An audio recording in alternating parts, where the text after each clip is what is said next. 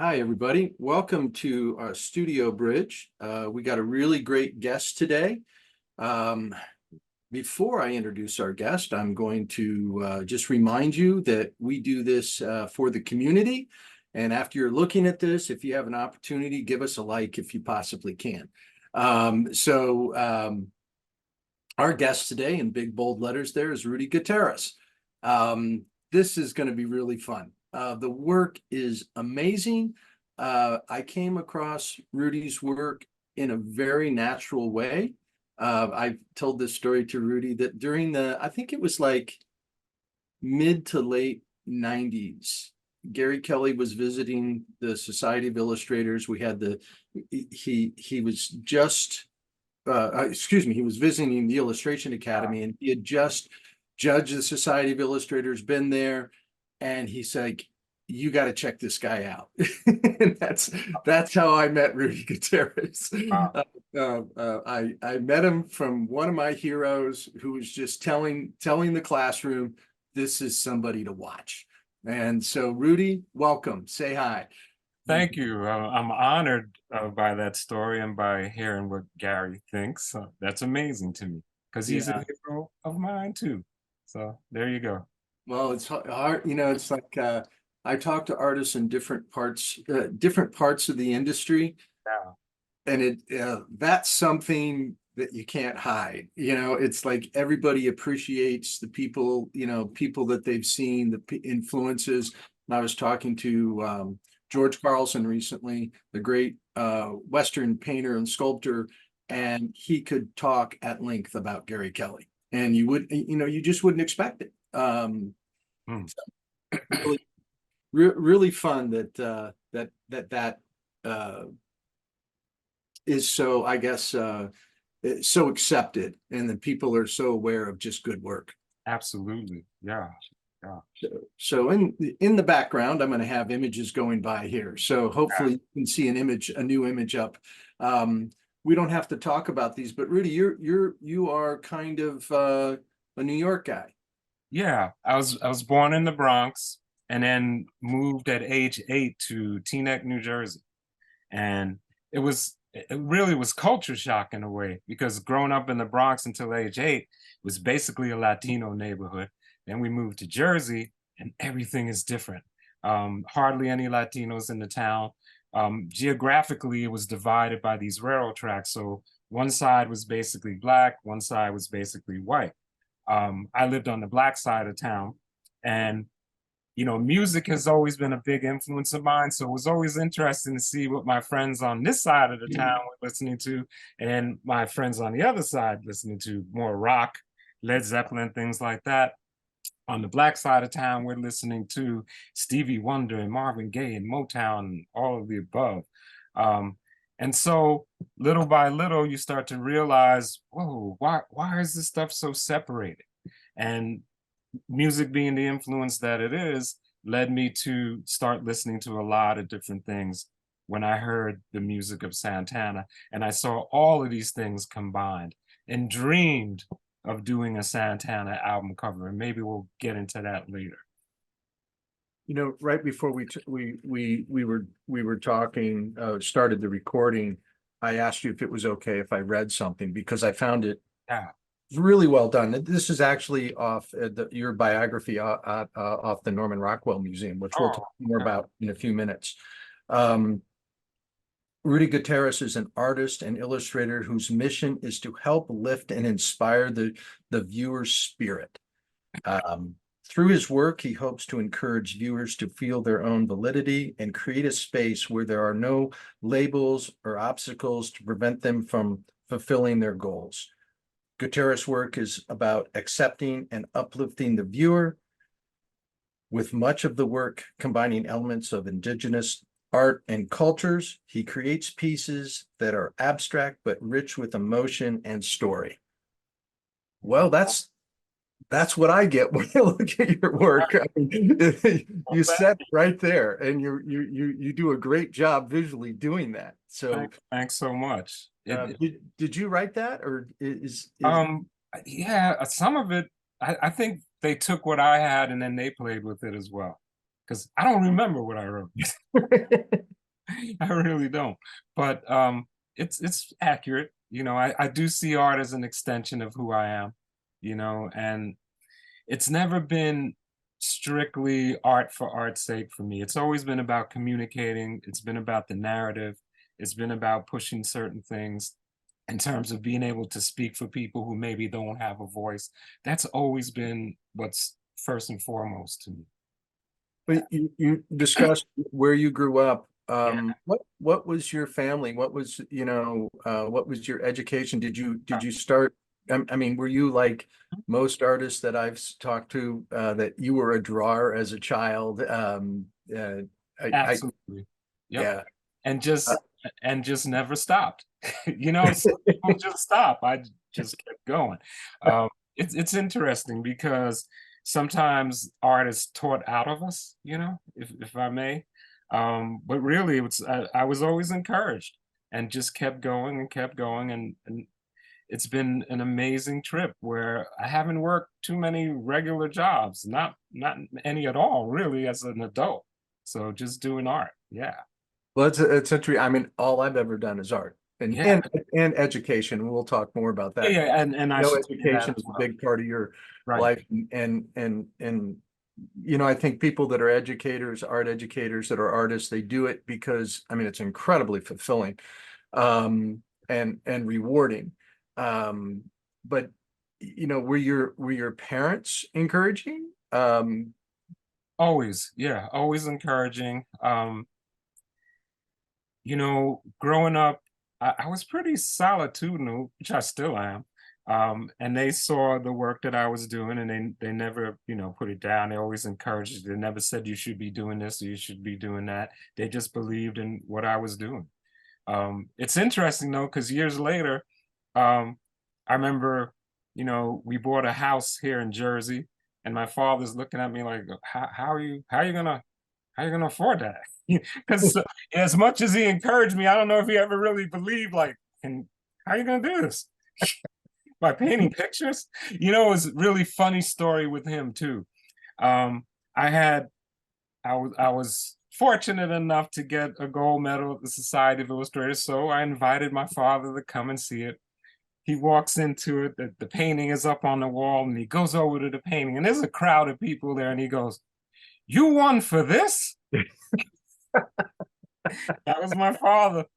Yeah. Now that sounds something my father would have said. Really? I mean, Oh man. of all the, it's very funny. It's like everybody I talk to talks about drawing as a child, and it was just like it was a path they had to figure out. Well, I had the path. Yeah. I Yeah. just had no interest in it. I never drew as a child at all. Oh wow.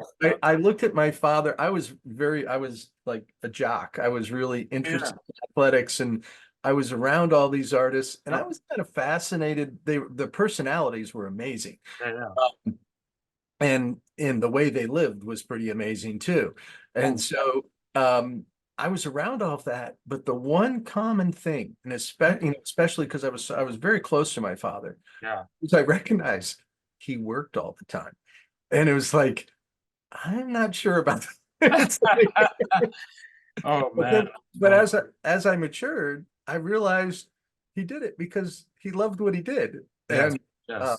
I didn't start drawing until I was like 16. Yeah, that's And, crazy. and I listened to like parents talk about being encouraging and stuff. Yeah. My father, he wanted to send me to law school. He was like, Oh man. as a father, he's like, Right. you need this art thing, because I didn't show any interest in it. And so Yeah. but once I convinced him, or he was convinced that I was passionate about it, he was the best. I mean, he was just Sure. Sure. got behind it in a huge way. And Yeah. it's so important. I think, I listen to, some artists that don't get the encouragement. They Yeah. can't find it in the educational system. They Right. can't find it. Usually art programs in, Yeah. public schools sometimes aren't that strong. Every once in a while you run into people that have gone to like Gil Ashby, went to, he went to an art high school, Right. uh, school for the arts. And you see that, and they get great encouragement from that. Yeah. But sometimes if people are just, you're right, they give up because Yeah. they can't figure out what to do with it. Right. Exactly. Exactly. And so, like I said, I just kept going and kept going. But like you, I was also very much into sports. So it was sports and art. You know, Yeah. that kept me going. Even when I got to school, when I ended up at Pratt, I was always in the gym playing basketball, playing tennis. Yeah. Yeah. Yep. Oh, cool. I'm a tennis player. That was All right. that was one of two things I really focused on. The Wow. the there's something about the discipline aspect of it that Yep. translates really well. Dale Stefanos, real serious athlete. I know Yep. many, Sterling, many Yeah. of my friends as artists. My father was a really, good and successful athlete. Yeah. Um, Yeah. and I know that there's crossover there because I think of the discipline aspect of it. Definitely. I mean, I can equate that with, I look at students sometimes that, they're struggling and I'm like, struggling's okay. Struggling is okay. They want to give up. And I'm like, God, the things I learned from sports is like, you keep going, you keep going, you keep, Right. and it's like, you'll get there. And I know without a doubt that's helped me in terms of my art, without a doubt. Yeah, I think it's very helpful. So you found your way. I don't know, did you have like encouragement from high school art teachers? Uh, Absolutely. Yep. Yep. I had a teacher named Tom Fitzpatrick, who, he cared about us. He cared about us. He took slides for me to send to art schools. Um, he taught me and, constantly stressed the idea that it's okay to be different. It's okay to be crazy, put it in the art. Yeah. well, I think that's uh there's one thing, there's like caring about it, but somebody that can actually mentor you, can Yeah. point you into the direction. And so he was probably pointing you to Pratt. Yeah. I mean, that's where you got your undergrad, right? Yeah, and actually, I didn't know any of these schools. My mother and father didn't go to college. I was the first one to go to college out of our family. So, what happened was somebody from Pratt came to our high school recruiting. I'm listening to this whole thing. I'm like, man, this sounds great. This is incredible. I want to go there. And of course, I applied to some other schools. And my teacher was real helpful in terms of shooting slides and helped me send them out, that kind of thing. The Did, piece that you're looking at right now was important for me in that I had gone to the first Icon conference in New Mexico, Santa Fe, New Mexico, and I met Lisa Sear there, and she said she wanted to interview me for this magazine called Step by Step. So, awesome. of course, I agreed to that, and they said that they would reproduce 9 of my pieces. This was one, and this is Carlos Santana called Rainbow Warrior, and it was one of the pieces that I included, and I wasn't even sure that I wanted to include it at the time. But ever since I was 12 years old, I had a dream of doing a Santana cover. I remember seeing that Santana Abraxas by the artist Mati Clarine, and it blew my mind. I looked at it and I'm like, oh my God. And it felt so worldly and spiritual. And at the time as a kid, I'm 12 years old, and I'm responding to seeing things like Hieronymus Bosch and Dali. And so this work fit right into that mold. So I ended up being interviewed. The step by step came out, and at the last second, I included this piece. And what happened was, in my mind, I'm thinking, hey, he might see it. Who knows? He might Yeah. see it.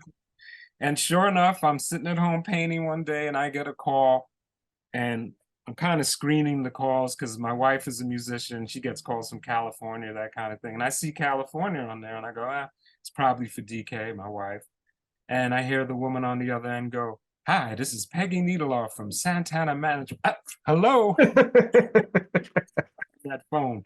And what happened was she said, hey, Carlos saw this step by step magazine and he'd like to buy a couple of the pieces from it. Now, in Wow. my mind, I'm like, that's incredible. But this is 30 something, this is like 30 years or something after I was 12 years old. 30 years later, this is happening. And I'm like, at this point, I'm thinking, that's cool. But my dream is to do a Santana cover, you know? And he had just had this incredible album called Supernatural that sold 20 Oh, something yeah. million. And so I'm thinking, I want to do that next one, you know? So I put together a package to send to him, which he received. And then they ended up calling me saying, hey, Carlos wants to talk to you, you know, which is really cool. And we talked for a while. He's telling me dreams that he has with Miles Davis and Jimi Hendrix, and they're Oh talking. my gosh. I'm like, this is amazing. I'm just listening, you know? Wow, And what a great connection. oh my God. So I'm telling him, oh, Carlos, you're a big influence, a big inspiration. He's so humble. He's like, oh no, Rudy, your colors, man, your colors. Right. And he goes, so I've invited several artists to submit ideas for this cover. Do you want to be one of them? I'm like, oh yeah.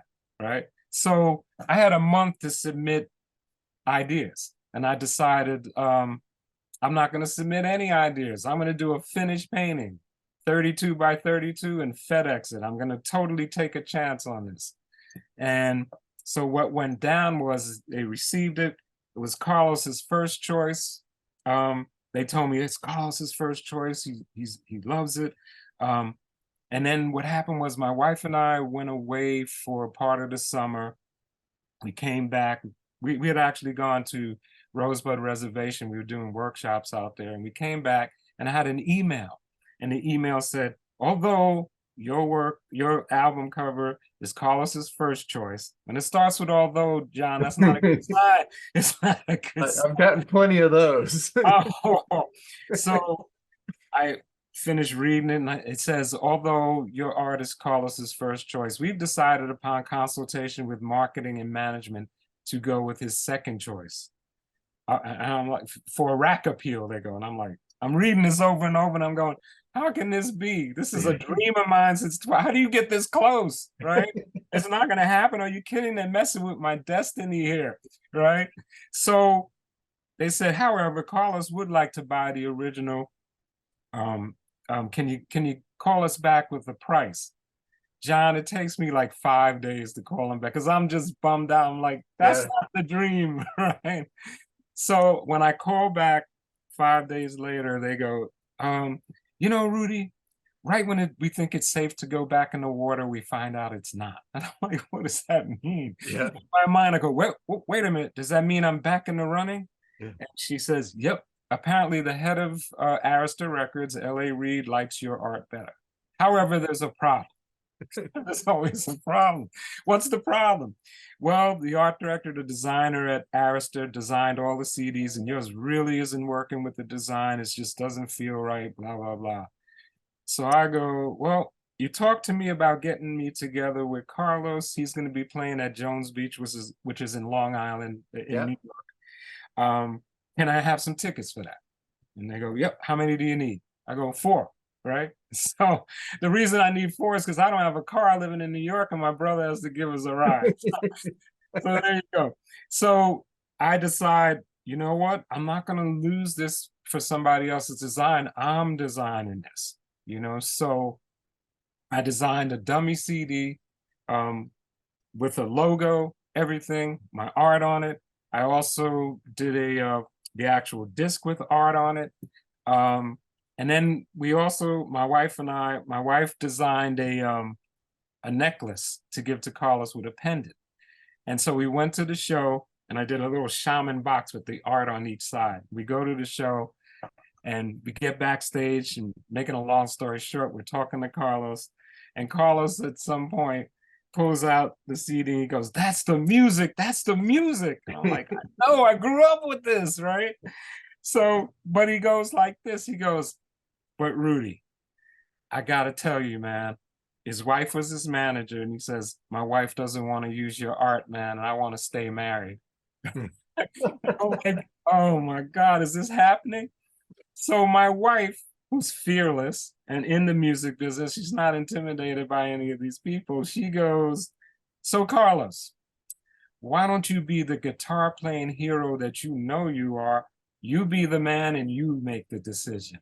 I'm standing there like, who is she? I don't know her.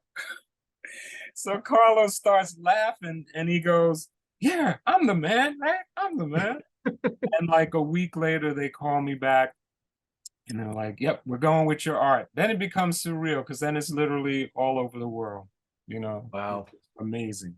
The moral of that story is you better send Lisa Sear some flowers. Oh, absolutely. Absolutely. There's even so much more to that story, but you know, we'd be here forever. Yeah, I'll just be I was gonna kind of tie into that a little bit. One of my we had mentioned Gary Kelly.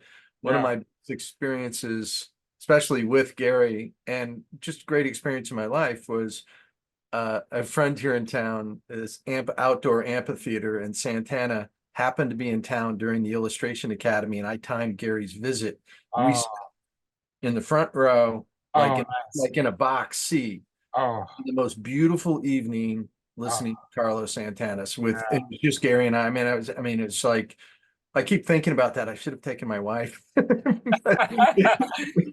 Oh But Gary man. was such a fan. It was so much fun to Oh, go. that's cool. I didn't even know. I mean, I know he's into music, Gary. I Yeah, didn't know he was a Santana fan too. yeah. Wow. Oh, Okay. huge, huge. Wow, I didn't know that. Yeah. Okay. Oh, This actually what we're looking at these last two pieces is Carlos's wife now, Cindy Blackman Santana, who's an amazing drummer. wow. Virtuoso. Yeah. So this is from her album cover. This is the interior. All from that original Icon convention, It right? all started there. Yeah. Yep. I was there. I remember. Yeah. I remember it well. Yep. Had Yep. a phenomenal time. Yeah. Same here. Uh, so okay, you get to Pratt. Yep. I mean, when did you realize, okay, I can make a living at this? When did you realize, hey, there's a path here that the illustration world existed? Because I mean, so many people, I mean, and that's a big part of what we do Uh, educationally, helping people walk through down that path, demystifying how things work, yep. what you actually need to go to work as an artist. And Yeah. so when did you realize that that was a career path? Good question. I mean, I'm thinking, I remember some of the faculty, you know, and I'm looking at them. I had one real influential teacher was David Passalacqua, who's Oh man, kind of legendary to say the least. what a drawer. Oh man, yeah, he could draw. Oh my God.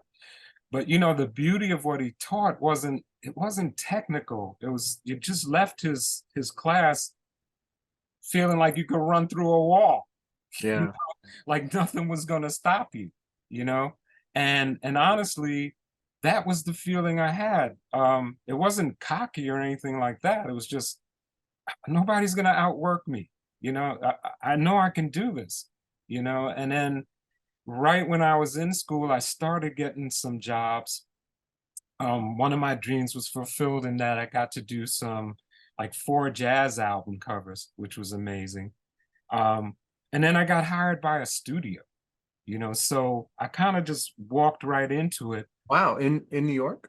Yeah, yeah, it was, I mean, probably one of the last Yeah. existing Yeah. illustrations. And this is an interesting story too. It's called Whistling Dixie because they were based in Georgia, in Atlanta. And they had an artist who was working there who was leaving, so I was going to replace him. And the artist's name was Bill Purdom, who happened to be a really good friend of Chris Payne. That I found this out years later when I was showing a presentation. I said, "Here, I worked at a place called Whistling Dixie." He goes, "What? With Bill Purdom?" And I'm like, "Oh my God, really?" So it's wild how things are all connected, you know. Well, But yeah, you and I share some similarities, and it's like, Chris started Chris started in Akron, Ohio, rendering yeah, chairs at a studio. I mean, that was his first job. yeah, I worked for a short period of time at Jack O'Grady's studio, not yeah, physically there, but at a distance through them. right. And it was a system that we were like the last of that breed. That last, we just caught the end of it. Yep, But yep, everybody started at a studio pretty much. I mean, right. father and Bernie and Heindel and all those guys started at studios in Detroit. Yeah, yeah. And we were kind of just caught the tail end of it. Yep. Now, So yeah, now the wild thing about that is, God, we're talking, I got out of Pratt 1979. So the atmosphere of illustration was riding pretty high at that point. You yeah, go down on the subway in New York and there's tons of movie posters that are illustrated. right. So I get to Whistling Dixie and I'm so naive. I'm thinking, I'm going to do movie posters. I'm going to do magazine work, editorial stuff, maybe some advertising, that kind of thing. My first day on the job, my boss comes over to my desk. He's got a jar in his hand and he slams the jar down on the table and he goes, I need a sketch for this tomorrow, right? And then finish. Do you do stipple? Do you know how to do stipple? I go, yeah, I do. And I look down and it's a jar of hemorrhoidal tissues. It's an ad for hemorrhoidal tissues. Here I am thinking movie posters, magazine work. So I stayed there for a while. And honestly, this is where you start to question, can I do this? Because it was so different from the kind of work that I envisioned for myself and the kind of work I was doing in school. Yeah. But I was learning all kinds of techniques, business things, all of that. But it eventually, it runs its course because you just become a pair of hands. That's, the art director. Hired as a wrist, right? Yep. Yeah.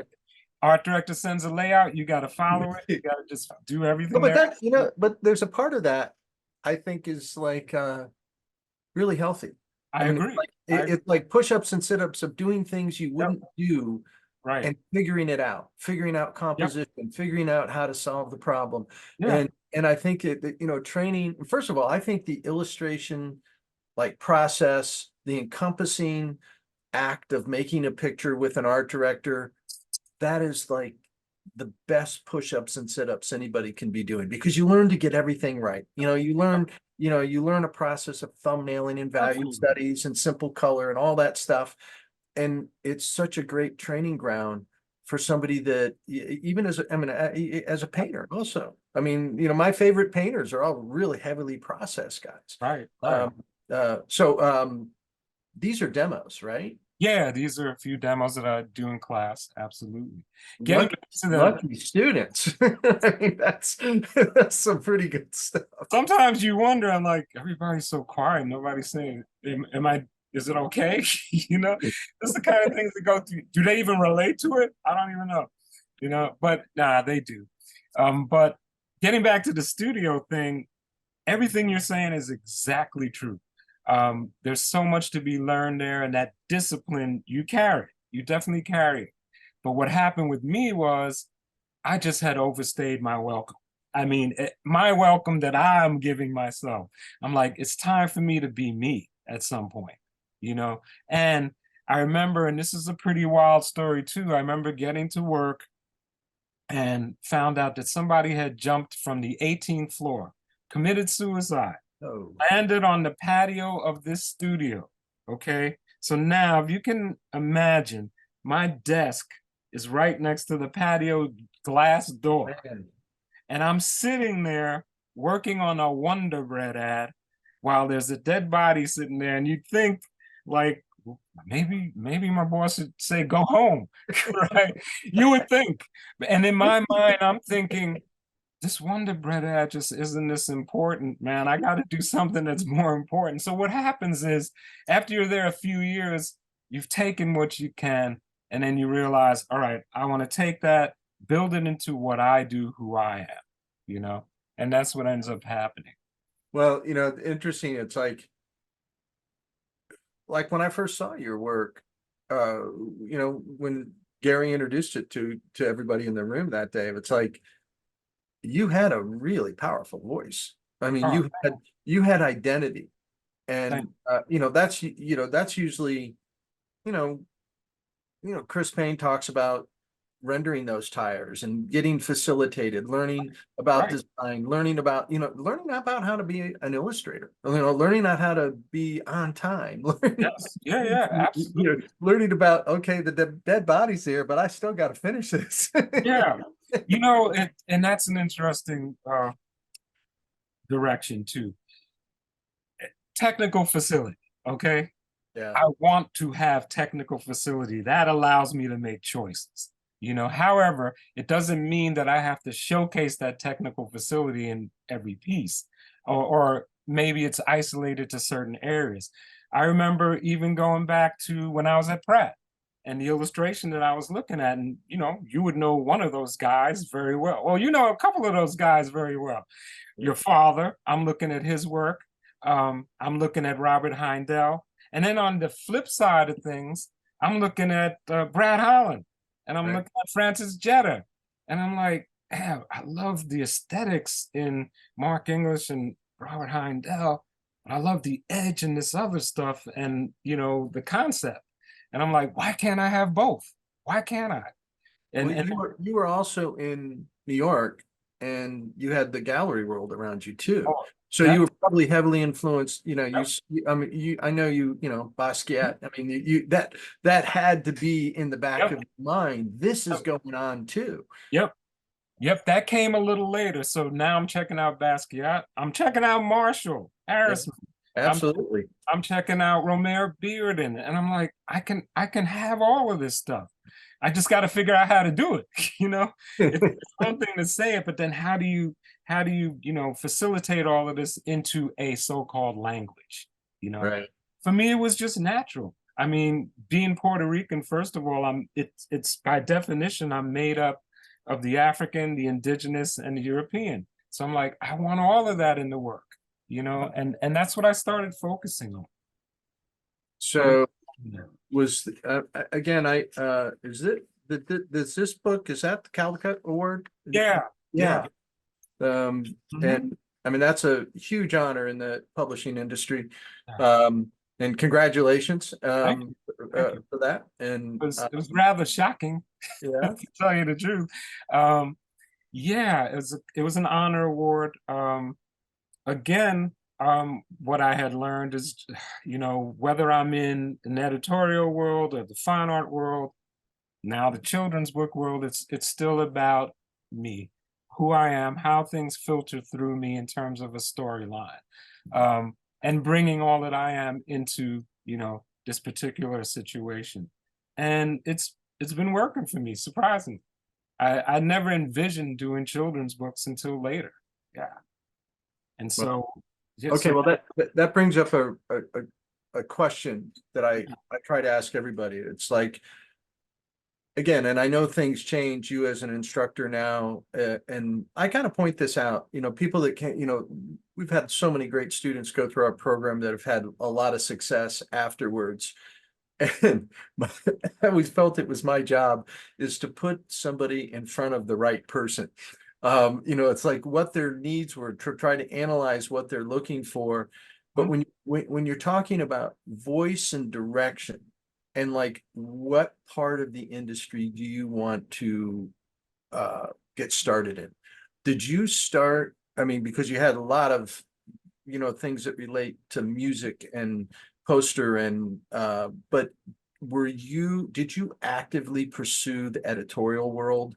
Like, was that because it was such, again, I don't mean this to be degrading to the editorial world, but the editorial world, especially at that time, was like the low-hanging fruit in our industry. It's like it was the most accessible with the widest range of aesthetic.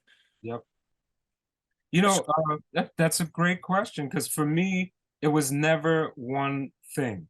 It could never be, I looked at it as have language will travel, so it could be editorial, it could be advertising, it could be children's books, certainly book covers. So I was just walking into all of those different places.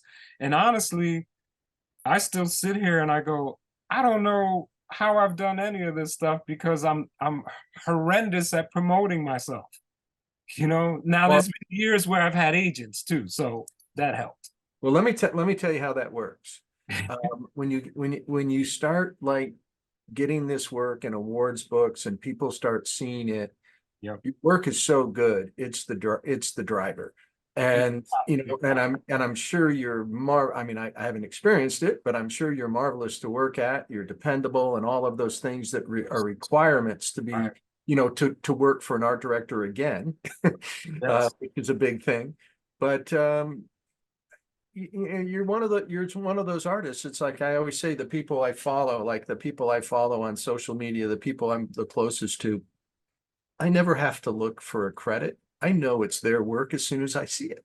Wow. And your work does that in a Wow. really, really powerful way. So Thank you. People have told me that. That still shocks me, you know. I remember listening to an interview with Miles Davis, right? So Miles Davis, before the show started, he's behind the curtain and he just does a run on his trumpet and everybody starts cheering. And he's like, how do they even know it's me? they know. Like, of course they know, you know, but we don't know looking at our own work. We just do what we do, you know? Yeah. Yeah. So well, somebody said to me recently, which I loved it. It's one of my favorite things anybody ever said about anything I do. They said, you know, John, you do all these portraits Yeah.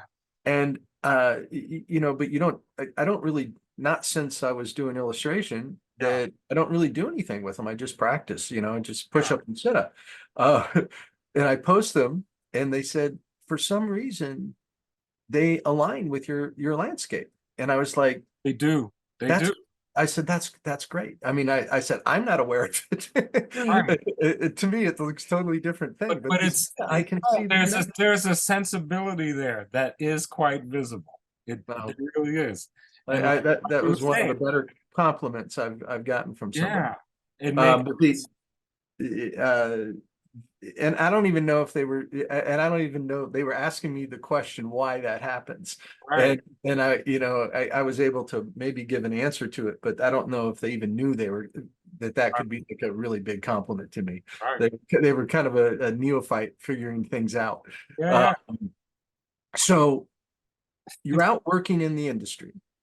And so this is really interesting because I'm a big proponent for like people that are searching, that are emerging artists.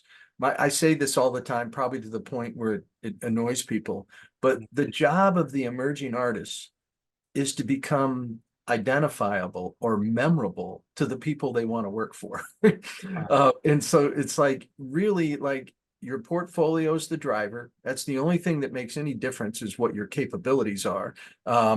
And I always tell students, if you can just get good in one direction, you're hireable. I mean, you can, I mean, that's all you need to go to work as an artist. I mean, there's so many other things wrapped around that. You know, yes, things like when you're starting out, you know, only thing I could do when I started out was paint people, was to do like portrait work, celebrity portrait. That's all I could do. I mean, I was really, really young. yeah, Um, and that grew into other things. But I tell students, if you could just get good at one thing, you can get started. And I encourage that because it's the chase. I see so many people give up because it takes so long to figure this thing out. And so, you know, my father used to jokingly say all the time, and somebody would ask him, how do you get started, Mark? And he would say, what's the best way to get started? And he would say, the fastest. Because, and it meant so much. I knew what he was saying. The student did. But right, what he was saying, and he jokingly would say, he says, the killer of most careers, art careers, is finance and romance. You know, you know, relationships, people get sick of that chase. They get sick of, I agree. and I think most people don't think about focus. They don't think about this is appropriate. I watched a lot of the illustrators. We just had Edward Kinsella in recently, past illustrator, you know, past student of ours, teacher Yeah, with us, yes, and all editorial at the beginning. He's mostly doing publishing work now. right. And he talked about, you know, thinking about doing publishing work. I had to, you know, he had to think differently. He had to show the art directors he wanted to work for was a different group of art directors he could Yep, do the type of work. yep. So were you conscious of that? It just sounds like you were just like, I'm doing me. And Well, yeah, I mean, it evolved into that I'm doing me. But I was in similar situations. I remember before I had done children's books, going and showing my portfolio to an art director. She looked at it and said, "Rudy, I love your stuff, but really better for covers. And I go, well, why? And she goes, because you don't have anything here that follows a storyline. I'm like, good point. So, um, but what happened with that is I took that manuscript home and I did a series of thumbnail sketches just to show her how I would follow the storyline. And she hired me based on that. So, Well, yeah. That's such a perfect example. It's like, again, Lauren Panapento recently talking in our program. She said, if you want to work for me, you better be showing me fantasy covers. She said, I don't care if you can do great editorial work. That's not what I'm looking for. Absolutely. And again, I always tell students you need two things to be memorable. You need, for an art director, you need to show something that they can recognize that you're doing their function. Yep. And it's got to feel like you did it. Absolutely. I think, and this is what I tell students as well. I'm giving you an assignment. I'm not asking you to walk over to that assignment and jump in. I'm asking you to take that assignment and filter it through you, and there's a big difference. The other thing to consider is, like, first of all, who are you? Who are you as a person? I know with me, and a lot of it came in retrospect, but I started looking at the things I was doing and I realized it broke down into maybe 4 little categories: culture, music, spirit and mysticism, and social justice. And so almost all that you see of mine is it's gonna be in that vein. And it has to be because I'm really looking at art as an extension of who I am. But I had to, really figure out, who am I? And what are the things that I love and what's important to me to talk about. And what's wild, and we're looking at all of this AI stuff now. And I'm like, man, yeah, it's ugly. It is. However, if you have a strong direction in terms of who you are and you have something to say, that's going to separate you from AI, no doubt. Along with technique and narrative, all of the above. So I'm not that worried about that. It's like, who's going to stand out? People who have learned how to filter work through themselves, use it as an extension of who they are, and find importance in terms of connecting with people. Yeah, the artists that can do that are going to be fine. Yep. I agree. And it's always, illustrations followed technology since day one. That's right. It's there to serve the printing press. And so I mean, my dad jokingly would say all the time, when he was at Art Center in 1957, they were telling him not to be an illustrator because the industry's dead because of color photography. Right. And then you and I, at that first icon, right, when all the stock illustration. That's right. And again, what happened? It got more creative, it got more personal. And and it made a big change in what was happening. Pretty Picture wasn't a part with it. And then digital side took care of all the digital photography that could replace what, the RISs were doing. There was no reason for those studios because you could do it digitally. So it was like, again, it just goes through and it doubles down on personal voice.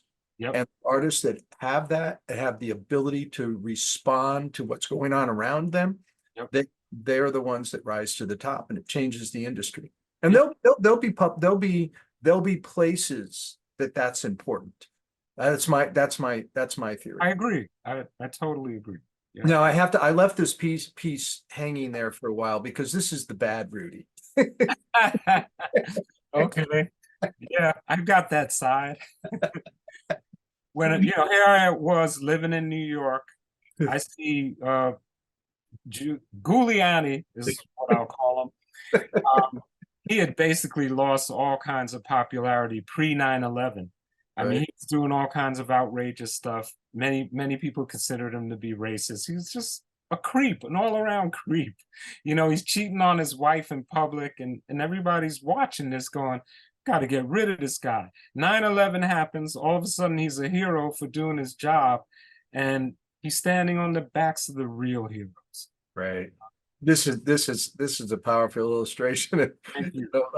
It's just as directional force. Those lines, those arrows that lead us to that unzipped parapet. Thank you. And this was, surprisingly, it was published, and they also, I think it was the Hartford Quran. I'm not sure, but they also asked me for a statement, and of course, the statement was what I pretty much just said now, and a little further. Yeah. So I was quite pleased that I could get this point of view out there. Yeah. All right. Well, good job. Thank you. So, like, I know we talked about it a little bit, but I always like to say, major influences. Are there people you still go back to? Are there people? Is a search a big part of it? Trying to find something new. Constantly gathering. I find myself these days looking at a lot of fine art stuff, supposed fine art stuff, because there's a thin line between a lot of that. And I hate the whole idea of categories and borders and all of that. Right. Coming up, it's wild because, like I mentioned earlier, I remember being in junior high school and seeing Hieronymus Bosch and Salvador Dali and going, whoa, that's a different way of communicating. Whoa, right? And a teacher of mine was turning me on to Winslow Homer, So I'm like, whoa, different world, different world. Posing perspectives. Yeah. And so later, like I said, while at Pratt, I'm checking out the popular illustration at the time. Certainly, your father, Robert Heindel, purely aesthetics, and then it just grows from there. But yeah, these days, always looking at a lot of different things. Always. How can I pull that into the work? How can I pull this into the work? Ooh, can I get more abstract? Can I start doing some abstract paintings? I don't know. I don't seem to have the discipline because I always want a figure in there somewhere. So we'll see. We'll see, A big influence for me was Marshall. In terms of where he was coming from was so similar to where I was coming from in terms of spirit and mysticism.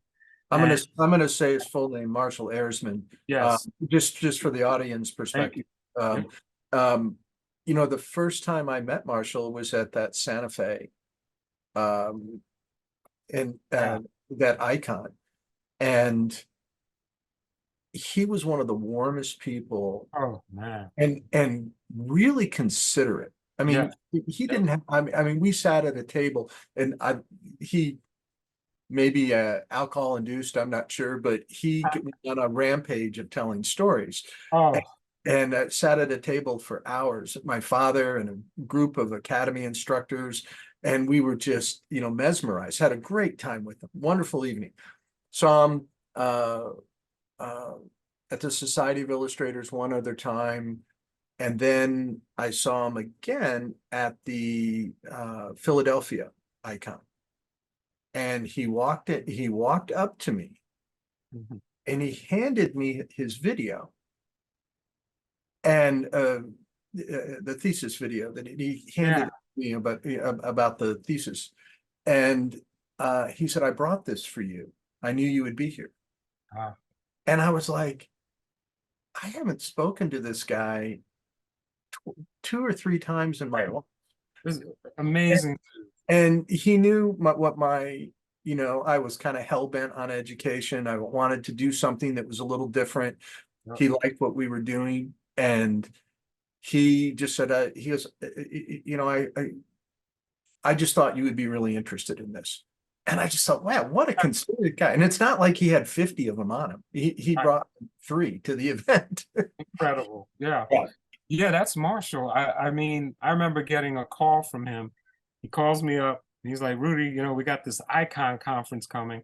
I think this was maybe 2008, something like that.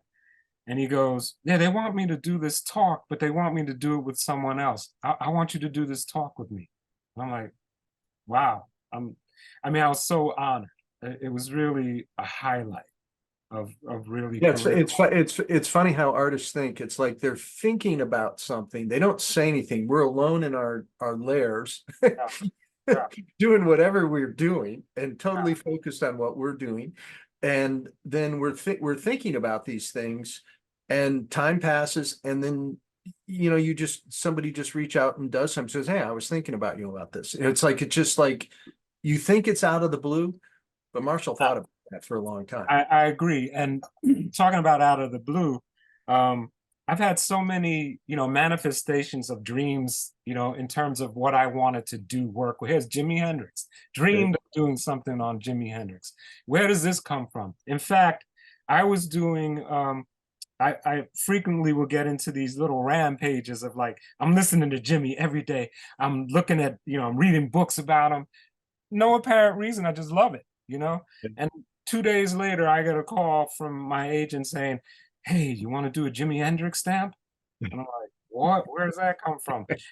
And how do these things manifest? It's like you were saying, it's not out of the blue. I really find that in terms, and I talk to students about this, if you're walking your path and you're being honest about what you do, you're constantly walking towards your dreams. You're walking towards who you are.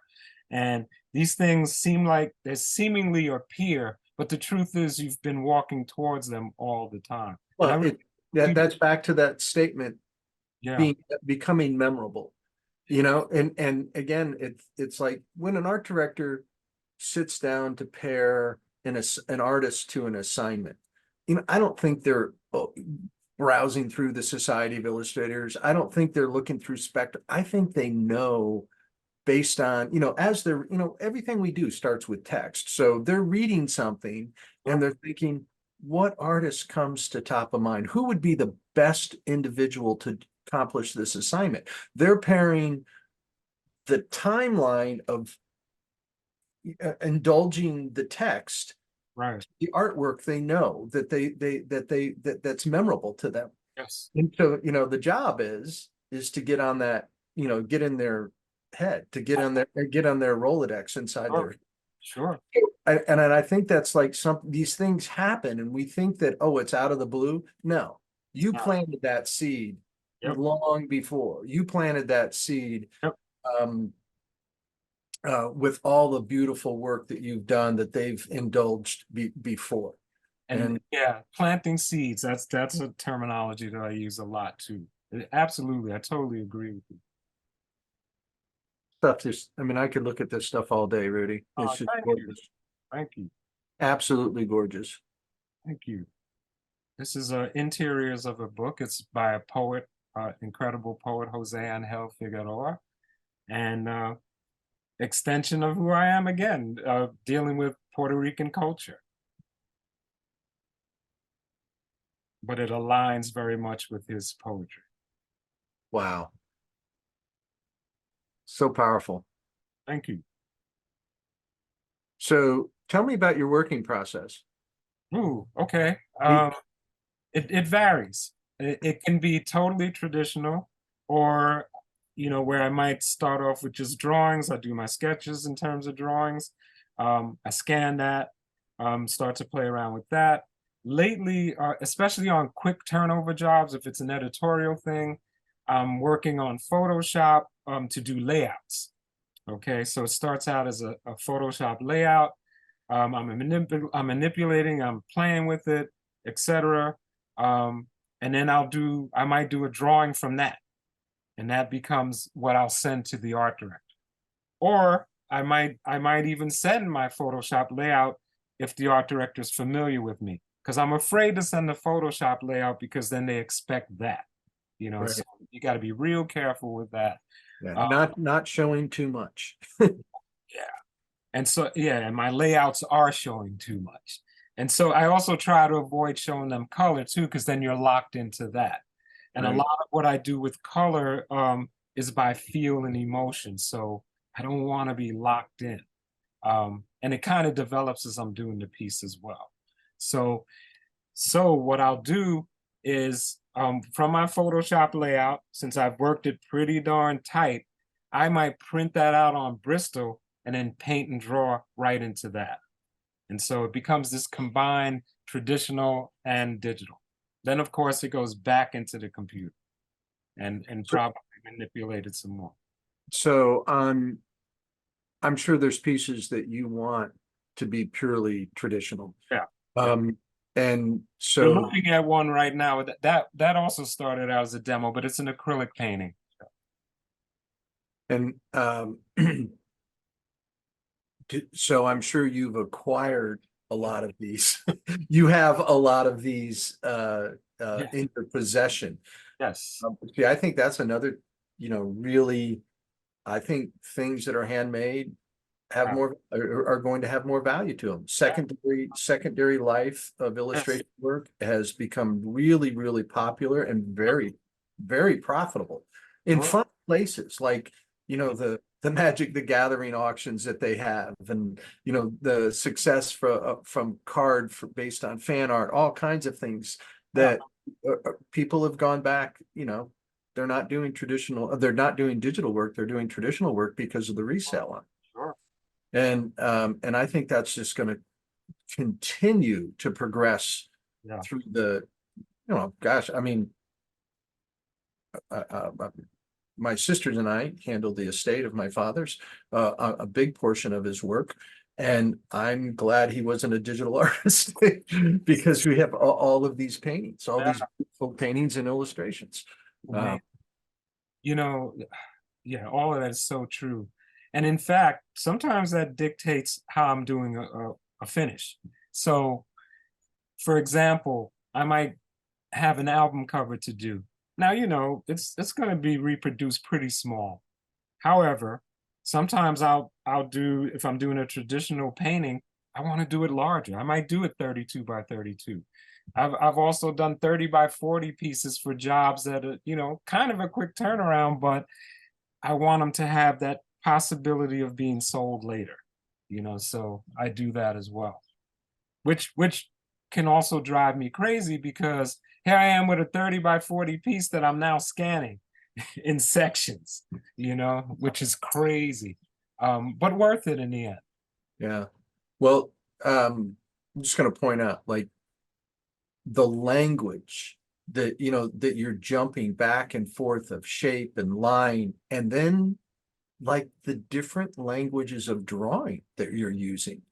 I mean, like, look at the difference of hands in this piece. I mean, I don't have to tell you, I'm telling the audience, but it's the point of view to be able, I mean, that's incredibly impressive to me because, one of the things I play with in our drawing stuff that we're doing all the time is just trying to force myself to do different things. Yeah. There's a mindset of your drawing that's completely different. And, the hands versus the head, the figure, all of that, and you make it all work. It's gorgeous. It's just absolutely, and it's like one of those things. I mean, my father said this to me a long time ago. He said, it's like the really great artists, it's like you got to learn enough to understand how good they really are. And it's like the really good ones, they just keep getting better as you acquire the information that they were applying. And this is a piece that really makes me think that. This is just gorgeous. Thank you. Now this piece came at a pivotal time for me, so I'm glad that you see it that way. I had left that studio, had gone out on my own, and it really was like starting over. I went from having a salary and benefits to totally freelance, right? And I came across this place called Quarterly Black Review. They reviewed a Black author's books, and they needed illustration. Now, they didn't have a lot of money or anything, but I'm thinking, I'm going to redo my portfolio right here into all the kind of imagery that I like doing. And then around that time, I also started teaching. So I made a deal with the publisher to hire students of mine to do pieces, and I would get to pick which piece I wanted to do per issue. And he would pay me, but I totally redid my portfolio into the imagery that reflected who I was at the time. And this was one of those pieces. Well, I'm glad you did it because that's a really powerful piece. Thank you. Of course, that's Nelson Mandela. Oh, absolutely. What was it? Where was it published? Quarterly Black Review. So it was a newspaper. I apologize. You just explained No, that. no, no, no, that's okay. I got caught up into the explanation of what you were thinking and how you were doing your portfolio. Killer piece. Thank you. This is Mary J. Blige for Rolling Stone. Wow. So not that just because it's a musician, but I just reminded me of me reading about DK, your wife, Ah, yeah. a very successful musician. That's two creatives in the house. That's got to be I love the fact that it's not you're both not painting. Right, right. Absolutely. Absolutely. That probably makes it a little easier, but Although I do have a guitar down here that I pulled, and some guitars that Carlos sent me too, Santana. oh my gosh. However, as soon as I start strumming on one of these guitars, my wife could be on the top floor of our house and she's yelling, Rudy, Rudy. I'm like, what? Can you please tune the guitar? And I'm like, okay. I kind of like that dissonant sound. That's funny.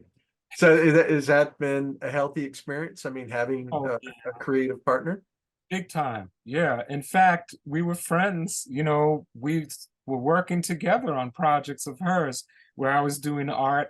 She was singing at places like CBGB's, doing her rock stuff, and I'm doing backdrops at CBGB's. It was amazing. And That's awesome. it's just grown since then into doing children's books together now as well as part of the arsenal. So she's writing. Yeah, so there's a story uh, that involves your daughter. Mhm. Is that Well, there's a book. It's actually called Window Fishing, which yeah? is published. And Um, so it's about a little boy actually and it's based on a true story. Um, this little kid who was living upstairs when we lived in New York. Um, I heard a tapping at the window, and I'm like, what could that be? I go over to the window, and there's a string and a paper clip. I'm like, outside the window is the Hudson River. So I'm thinking, he's fishing. This little kid is fishing. So I ran to my desk and I drew a fish and I put it on the paper clip and it went up, right? And I'm thinking, what must his face look like? He caught a fish. that's funny. And a little while later, the line comes back down. There's a piece of paper on it and it says, thank you. That's And awesome. so my wife wrote a whole story around that, which was recently published. That's fantastic. Okay, so this was impressive. Norman Rockwell Museum. I think it's obviously the finest, one of, if not the finest museum that really represents the illustration world, especially the American illustration world. And I happened to be there Yeah. when this show was up. Wow. Uh, I'm going to tell you, it was a great show. And just the presence of the museum. I mean, it was really powerful. So tell me your thoughts about it. First of all, I was totally honored to just be in the show. Right. Then to see my piece reproduced next to Norman Rockwell like that is Right. it's amazing. I mean, to walk in and see this, because I didn't know that was the case. It was When you walked in, was the Kadir Nelson show up with the big paintings of Kadir's? Yeah. It was another gallery on the Right. as you went through. Yeah. Yep. So, and the other thing is there's a lot of irony with this because I've been on panels where I've talked about Norman Rockwell, but I've also mentioned the fact that I remember sitting. I was invited up to Syracuse when Murray Tinkleman was the chair, and he would have that program, the independent study program, And Gary would be there, Anita Coons, Gary Kelly, Anita Coons, Chris Payne. Murray invited me to be part of that and to teach. It's like 5-day boot camp. It's amazing. But anyway, one day he's showing a film on Norman Rockwell, and I'm sitting next to him, to Mary Tinkleman. And I'm listening to the commentator, and the commentator is raving about Norman Rockwell, which, yeah, I have much respect for Norman Rockwell, but he's talking about him as America's artist. He spoke for America.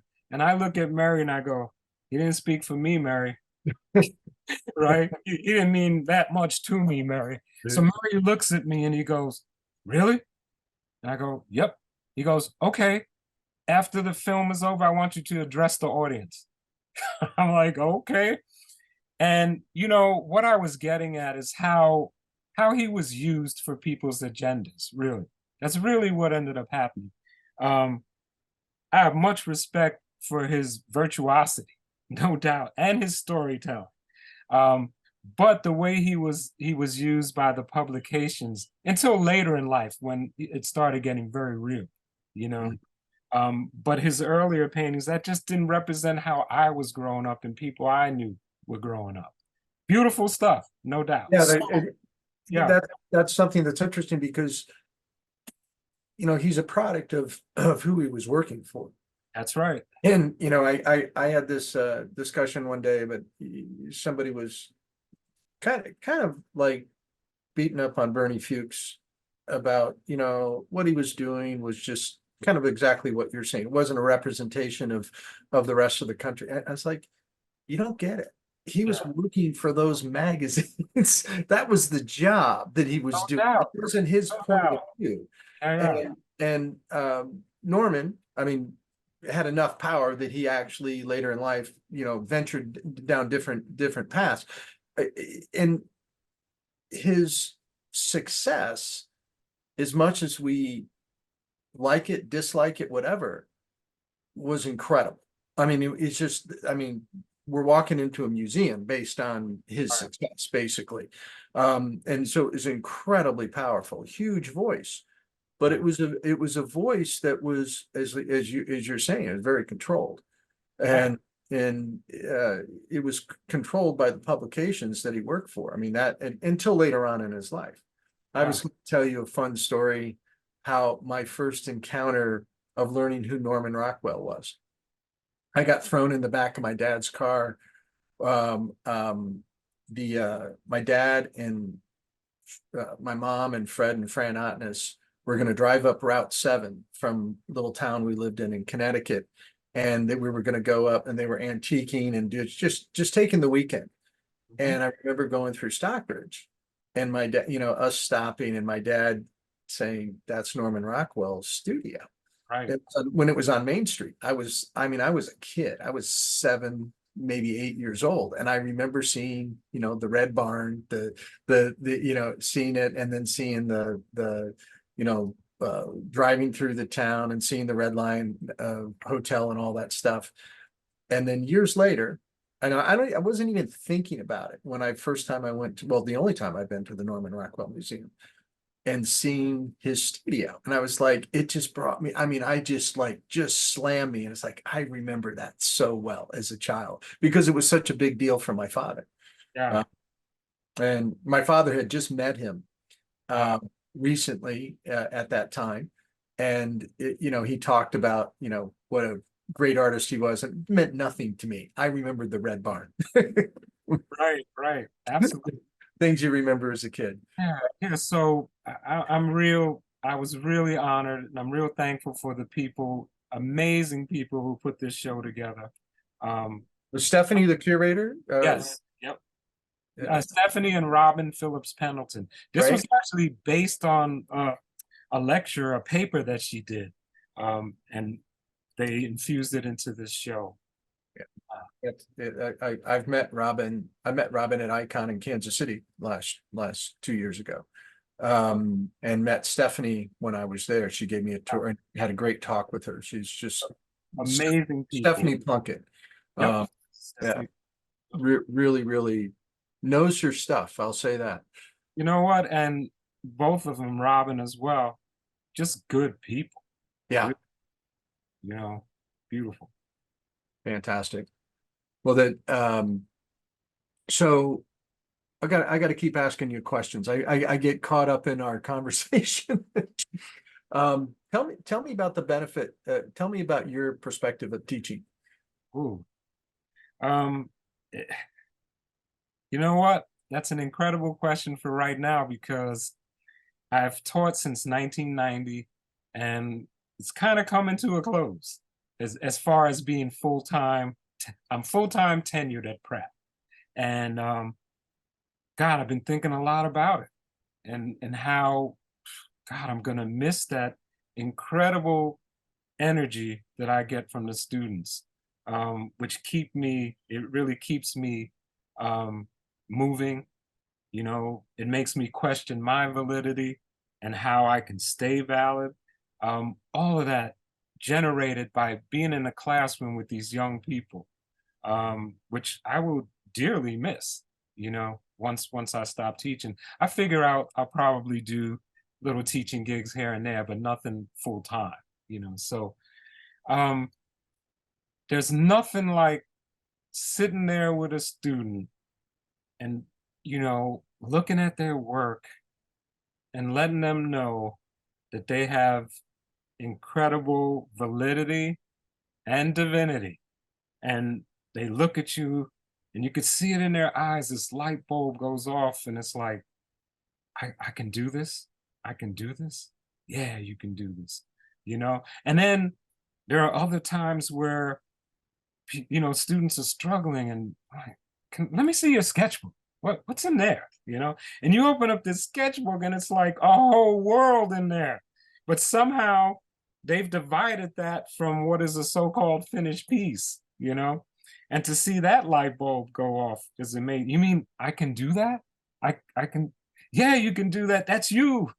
That's your essence right there. Let it travel, you know? So teaching has been an incredible blessing to me. No doubt. You know, we're not even discussing, you know, in terms of how it's allowed me um, to make choices in terms of what I decide to take on. You know, because you know financially, I've had this constant paycheck come in, so it allows me to not um, constantly be running jobs down, constantly promoting myself, but more so taking on the kind of work that I want to do, you know. So it's been an incredible blessing for me. And So I know that you, it sounds like from the conversation is that you're making a big change. yeah, And, yes, and so, um, can yeah, I relate everything but all talks, everything, teaching, but everything, but kind of my own experiences yeah, and how I learned about something, how I thought about it. I was very fortunate to be just surrounded by great artists most of my life. And I remember and almost everything lands back on my father, the group of illustrators that I was around a lot that I learned from. And I remember my father, like, he was probably my age right now. You know what I mean? At lunch with him one day, and he's like, I'm not, I'm not doing, I'm not doing another illustration. I'm never gonna do that again. wow, wow, He said, I just want to explore painting. And he said, I don't know if I'll be any good at it. He said, I think I can be good at it. He yeah, said, but I want to know if I can. And right, right, I want to chase it. So is like, is that whether it's painting or just doing more personal work or, yep, you know, you and I are approximately the same age. And, you know, we start getting, you know, a 6 in front of our age as the first numerator there. And we start thinking, how much more time do I have to do this? You know, absolutely, and I think that people that are like, you know, I look at as a kid, Bernie and my father, they would talk about, or different artists would talk about other artists, and they would say, this guy's really serious. yeah, And what they were meaning is they were really dedicated right, to just being the best artist they could be. Yeah. And I think that the illustration world allows you to make a living. It allows you to explore, but it does have some limitations to it. Of course. And I think it's an unbelievable training ground. I think it's also its own art form.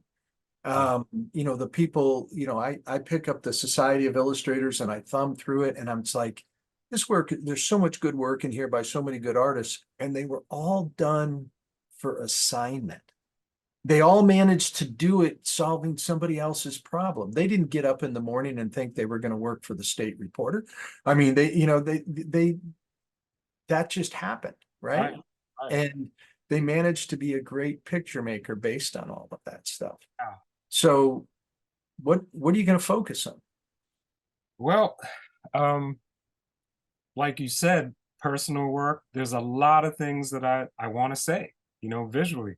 What I have to find is the right outlet now, in terms of like, is it going to be galleries? What is it going to be? Interesting though, the whole line of discussion that we're having is I've seen incredible illustrators not be able to make that transition. Right. And a big part of it is they were so used to being given an assignment, and now those are the parameters.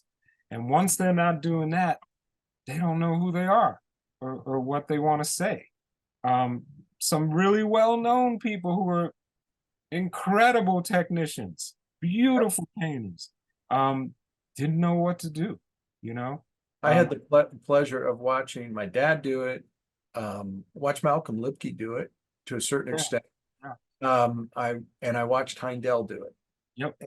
And Bob was really, Robert Hunt told me this story about being a student at the Academy of Art and Heindel coming in his junior year, because he was seeing I can't remember if it was the Maxwell Gallery, but he had an opportunity to show a gallery a lot of his work. Yeah, and he had these like canvases rolled up, and he walked in, took the time, since he was going to be there, the school, he did a presentation at the Academy of Art, and Robert was there for it. And he said, I was blown away. Yeah. And it was all this work that when he was a junior and he saw this work, it was a completely different subject than what he ended up doing. Wow. And he saw, probably 20 paintings. They were figurative. It was pretty sexualized. And he said the paintings were unbelievable. They were beautiful. Yeah. And then the next year, as a senior, he said he came back and he was seeing the same gallery, and he had 20 ballet paintings. Yeah. And, Robert said, well, why did you change direction? Yeah. And he said, well, there was a few reasons, but the first reason just wasn't good enough. And then second, he said, I don't think I could have explored that. It had limitations that I could have done that type of work for a long period of time. Right. And I think that's what most don't think about, trying to make the connection is you kind of have to determine it's similar in a way to the illustration field of getting started, of identifying what you're going to do. And you have to show an audience what it is you're doing. And then it's got to look like you made it. There's not that much difference, I don't think. Yeah, I agree. Now, a lot of people can't make that decision. Right. Absolutely, which is painful to watch. Somebody who's so talented not be able to make that transition. I've been fortunate in that there's such a thin line between my so-called illustration and my personal work. I'm basically getting hired to do me at this point. So the transition, as far as visually, won't be as tough. However, you start to consider, okay, who am I doing these paintings for? Right. And, I have a sense of responsibility culturally. you know, to say certain things, to express certain things for people who maybe can't. So all of that comes into the mix too. And then you start to consider, okay, well, where's this stuff going to land? You know? And I think in the beginning, there's just going to have to be uh, just, you know, rage, just paint, and let's see where it goes, you know? Well, you know that you do beautiful paintings that incorporating uh, likenesses, pop culture, things that already exist, observations of the world, Yes. commentary. You're an extremely aware individual, and you will have no problems. I mean, plus the gallery world, it's so much. And I mean, it's not easy, Yeah. but it's so much more open and acceptable from an illustrator making that transition now. And and the opportunity, there's galleries, you know, when you and I were in school, there was very few representational galleries. That's right. Absolutely. That's what I wanted to do. And I was just like, there's not a whole lot of opportunity here right now. And so I wanted to do representational work. I went down the road as an illustrator for a long time. And the opportunity when I saw those people, those three, I kind of started about the same time my dad did in the painting, you know, doing paintings. Yeah. But seeing Heindel and seeing somebody like or Daniel Adele make the transition, and seeing how they did it, and it's like there's an opportunity now, and I think you're gonna find tons of opportunity for what you do. Yeah. Hopefully that'll be the case. I think the hardest thing to get used to will be the business end of stuff.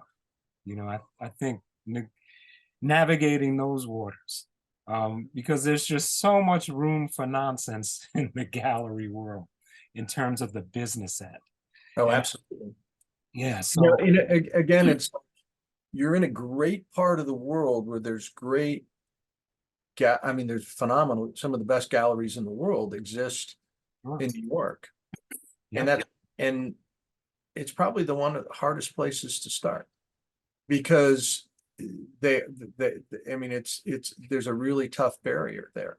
right. You know, there and again, there's so many offshoots in the painting world, like what Thomas is doing.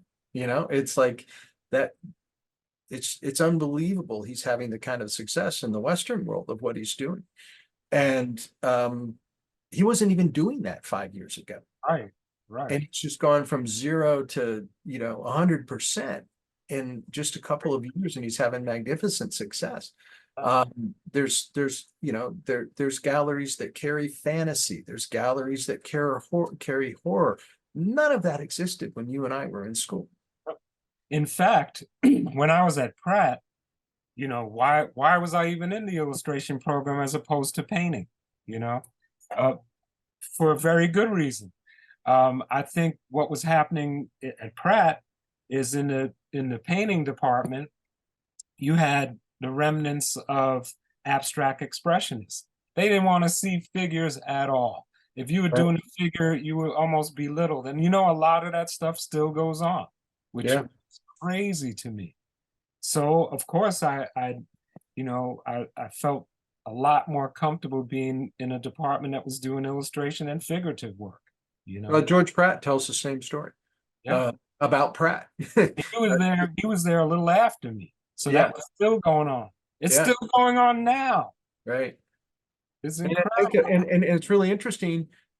Some of those people around him Yep, ended up being great painters absolutely. that were in the illustration program. Yeah. Yep. Now I had one really great teacher in the fine arts department because I would take painting classes. Joseph A. Smith. If you're not familiar with his work, check him out. Yeah. Pending stuff. He would also do illustration, so I could relate to him. And his work was really intense and spiritual as well. Joseph A. Smith. Incredible. All right. Everybody look that up. Yeah. The you know, kind of where you are right now, do you have like a routine? Like this was interesting. Being in that part of the world, I've always gotten very frustrated when I first started. I first started outside of New York, and then started getting work in New York. Probably 5, 6, 7 years after I started working, but I started in smaller markets. And then I made friends with a lot of the artists that I knew, that a lot of them were in New York. And I would see them. I would go to the shows and, come into the city a couple of times a year. I had moved away from the East Coast into the Midwest. And I was really frustrated because they would never take advantage of what was going on in the city. It's like they were there just trying to pay their bills as an artist, and they were doing all kinds of stuff, and they would never go to any of they weren't going to the galleries and exploring New York. I mean, do you is that a part of your routine? God, I'm guilty of not doing it enough. It's I have no regular routines, to be honest, and I love it like that. But I need, especially now, thinking in terms of transitions and stuff, I need to just see everything that's going on. I really do. So I'm going to be out there a lot more than I have been, put it like that. But Yeah, sometimes when you're in the city like New York, it's nonstop, and it's like sometimes you need a break from it. yeah, my friends that were not artists, because I grew up in Connecticut, and my friends that I've kept in contact, most of them moved to the city after college. And for the first, while they were in the city, they all tell me the same thing. I spend all the money I make trying to get out of the city. Where am I going? I just got to get out of here. Right. We moved out years ago to Jersey, but we're basically a half an hour out of the city. So Yeah. it's great. Awesome. Hey, I have a question for you. Sure. And it's kind of the way I like to kind of wind these things down.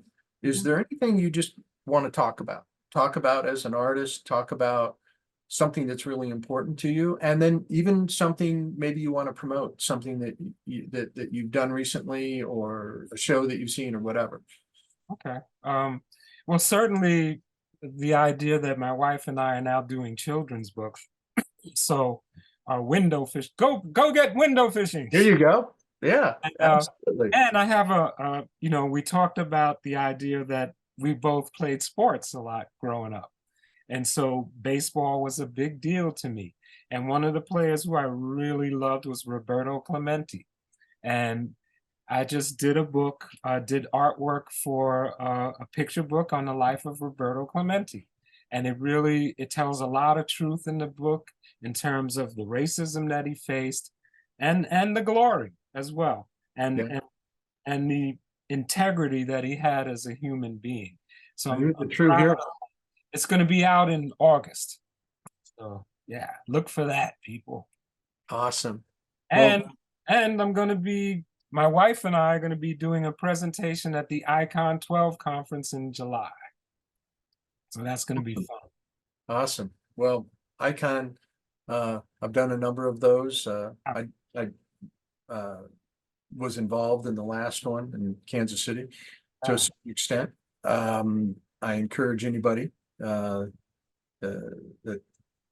because anything that has to do with community in our industry, the Society of Illustrators, be involved, submit to and it's so important to understand the industry. If you want to work in the industry, you better understand it really well. Yeah. And those are great places. There's window fishing.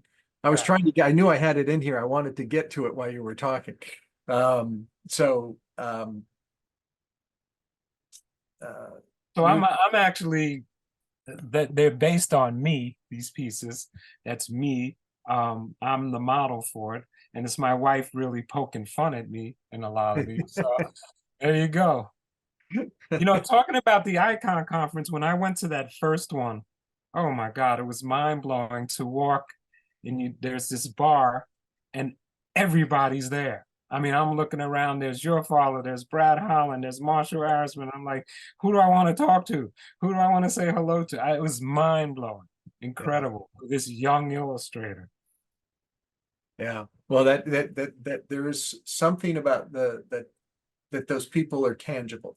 There's something about that they're, you know, because for a young artist, there are heroes. They're the people, I mean, you know, Yeah, I carried around that Society of Illustrators, whatever year it was, when it just came out, it's like in the artists that I had a community with, we knew what page that each artist was on, you know, yeah, we looked at it so much. I mean, that's where, again, and what I think what a lot of young artists don't think about is those books were designed for the art directors to find talent.